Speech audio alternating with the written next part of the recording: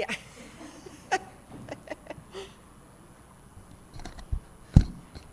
Thank you, Madam Chairman, members of the committee, for allowing me to present Senate Bill 238, Senator Andrew Koenig from the 15th District. I actually was planning on presenting on a sub, but I'm not sure if you guys got the sub or not. All right. I'll just go over some of the things that I was thinking about adding. But the initial bill was doing a fix. So basically what happened is when you make contributions, there was no law governing LLCs and how that would work. Last year we passed some provision fixing that in 2400. The problem is there was two problems with what we did. Is it only applied to political action committees, not candidate committees. And then the second thing is the MEC is requiring them to register with the Secretary of State's office because they would be doing business in the state. I kind of disagree with that interpretation because it is a donation, so by definition, it's a donation and it's not doing business in the state. But we do want to just clarify that in law, and that's basically what this bill does. The other provisions were some updates with the MEC. So right now there's a category of $100 or less. I wanted to index that and raise it to $200. It'll just make reporting a little bit easier. And then also on the penalties, it updates the penalties. There's a $10 late fee. So I was thinking about just doubling that to $20 and then indexing it so we don't have to come back in statute and change it. So because it hasn't been changed for years and years and years. And with that, I'll take any questions. All right, thank you. Any questions from the committee? Seeing none, is there anyone here to testify in support?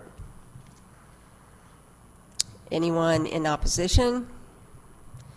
Anyone for informational purposes only? Seeing none, you're recognized to close. Thank you. I'll get you a sub, and hopefully you'll consider it. So. All right, thank you.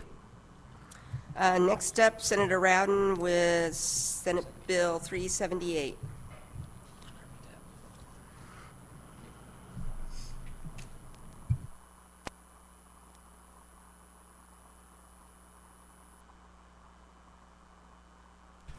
Thank you, Madam Chairman. Glad to be here today to present Senate Bill 378. The motivation for this bill was the middle of last year, if I recall. I believe the July filing window. My understanding was that the Missouri Ethics Commission's internet went down, and as people were trying to file their reports at 5 p.m. that evening, the internet was not working, so the website was not working, and so that set off a little bit of a firestorm with some folks that had, senators who called us and our folks, obviously, who were trying to file our own reports. And so the underlying motivation of the bill is just to provide a little bit of clarity for when kind of extenuating moments like that happen, that gives the executive director of the Ethics Commission a little bit of leeway to provide a little bit more time. There is a substitute. We've been talking to the Ethics Commission. We'll continue to work with them to make sure we get those components right. We want to make sure that we are not saying that the Ethics Commission and the executive director would be responsible for approving an exemption or an extension if, in an individual's extenuating circumstance, a death in the family, etc. Clearly that's not the case for this. So we want to make sure that if it applies to one person because of some extenuating circumstance, it applies to everyone.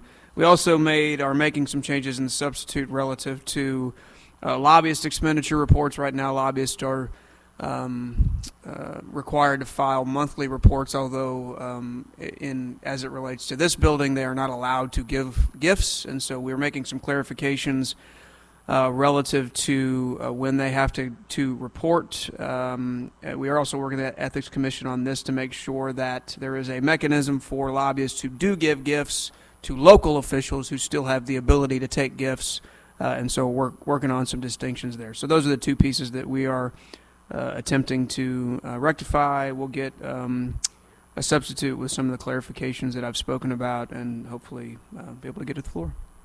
Be happy to answer any questions. All right. Are there any questions from the committee? You're it. Senator, caught just the tail end of this. There's a provision in here that would prohibit gifts among elected officials at the local level. Is that what I caught?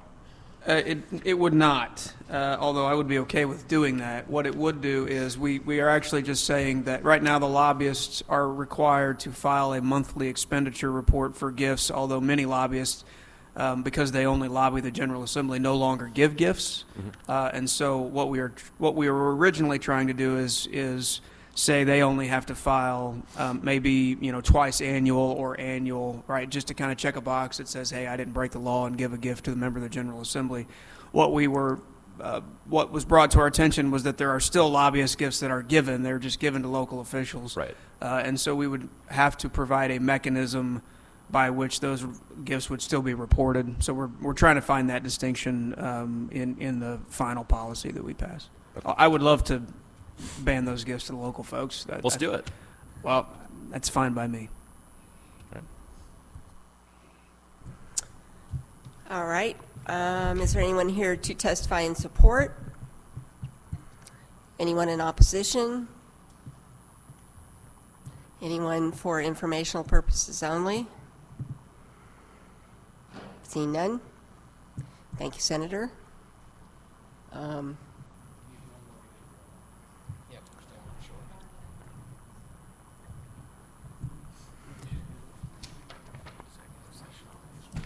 Maybe they can't tell time.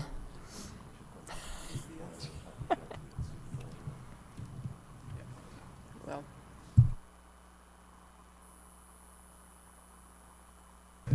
We have to have a quorum just to go.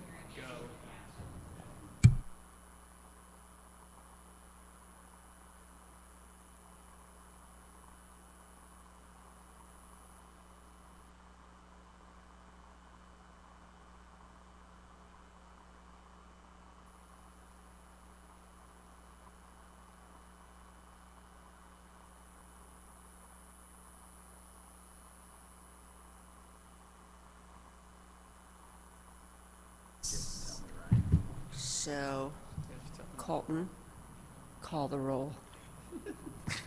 Senator O'Laughlin, Here. Rowden, Brown, Eigel, Luke DeMeyer, May, Williams. So we do have a quorum.